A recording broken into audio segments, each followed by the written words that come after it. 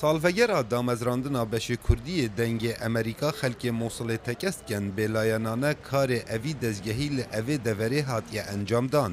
Di heman demda hewal û raportên durist hatine pexşkirin. Herçende bi zimanê Kurdî dihêne belavkirin, belê ji ber rastiya hewal û raportên dengê Amerîka gelek ji erebên Mosulê bîner û guhdar bûn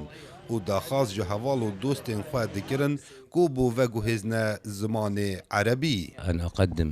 التهنئة پیروزباهین خواهدگین مدنگ امریکا کو اف دزگه که گلک جانه اوان گیش چالاکی و ولوینین باجر موسیله و گوهاسینه با واکی راست و بتایبت شر موسیله اوان رولکی سرکی هبو و او لبرین پیشی بون و ما هر دم لویدیو دنیری اوان لبرین پیشی شری و ندگرت و اوه نکارکی بسناهیه للعلم بو زانیاری او سر بچلان سیاسی و نینن و چه کار حزباتی ناکن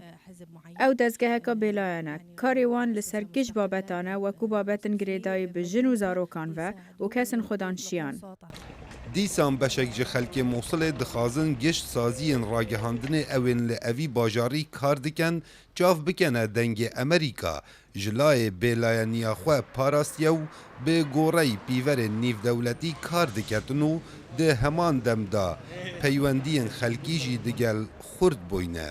أنا أتمنى ام دخوازن همی سازیین راگهاندنê ewên ku li sînorê parêzgeha Mosulê kar dikin wek dengê Amerîka kar bikin ji aliyê bêlayaniyê ve ji aliyê babetên girêdayî kêşeyên welatiyan ve me herdem karmendên dengê Amerîka dîtin li Mosula kevin herdem wan kar kir û li ser gelek babetan ewên girêdayî bi vê deverê ve.